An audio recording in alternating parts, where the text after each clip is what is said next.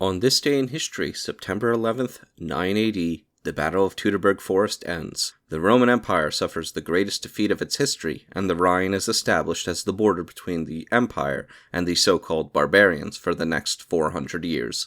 Included in the following is an excerpt from the 1944 edition of the Encyclopedia Britannica, going over the history of the battle. Battle of Teutoburger Wald, 9 AD. At the opening of the Christian era, the country between the Rhine and the Vistula was covered by dense forests and occupied by numerous Germanic tribes. As Julius Caesar had conquered Gaul, so in turn did Augustus Caesar determine to conquer this region. To it he sent Drusus and Tiberius, both able generals, and by 15 BC, the Roman frontier was pushed out to the Danube. Between 12 and 9 BC, Drusus advanced as far as Aliso, probably near Paderborn, on the Lippe, built there a strong fortress, and moved on to the Elbe.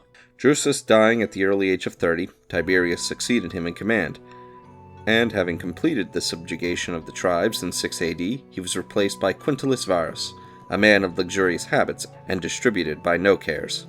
He began at once to uproot the old German customs, and by so doing consolidated the tribes against him. Varus had under his command some 50,000 men, and had administered his province for about a year, when a contingent of Cheruscan, one of the Germanic tribes, troops under the leadership of Arminius, returned to their country. Arminius was then in his 25th year, and had been educated in Rome. He bore the Romans no ill will until his return, when his indignation was roused by the behavior of Varus towards his countrymen.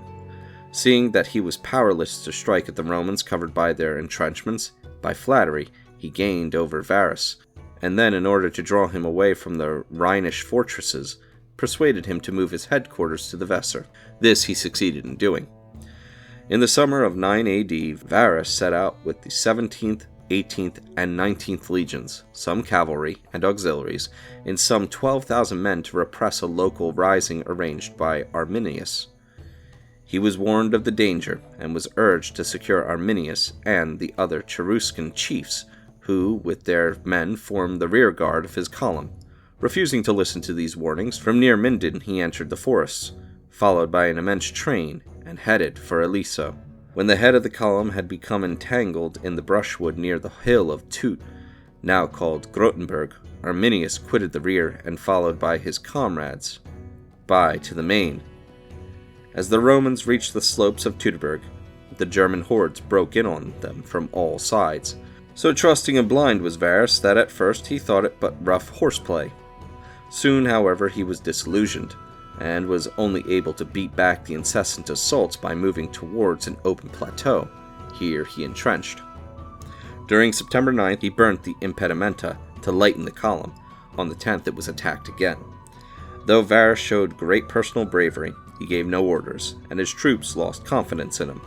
With difficulty, they reached the entrance of the Dorn Pass, but a few miles from Aliso. Here, Arminius had determined on his decisive attack. Blocking the further exit, he fell upon the flanks of the disheartened column, which broke and was slaughtered. Varus fell upon his own sword as his father had done at Philippi. The loss of the 3 Roman legions was more than a staggering blow to Augustus, for it marked a great turning point in European history. It showed that Rome was not invincible. It sent the frontier of the empire back from the Weser to the Rhine, and so prevented the Latinization of what today constitutes a large part of modern Germany. It denied to the barbarians of the north a high culture, and it encouraged them to sweep south with a low culture and barbarize Western Europe. Tactically, this battle is of small account. A Marius or a Caesar would have soon finished with Arminius, but its repercussions, not only on the history of war but on that of civilization, cannot be exaggerated, for they are felt today in the age-long quarrel between France and Germany, the Latin and the Teutonic outlooks.